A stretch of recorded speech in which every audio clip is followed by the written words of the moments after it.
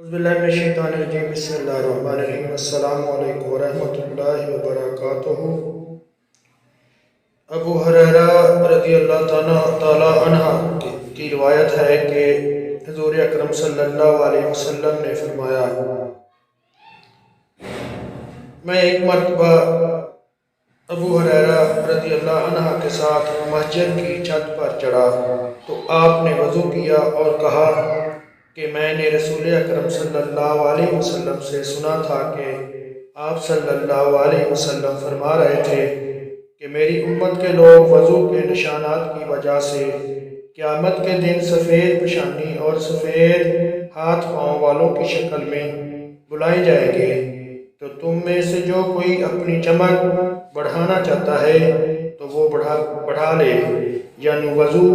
اچھی طرح کرے۔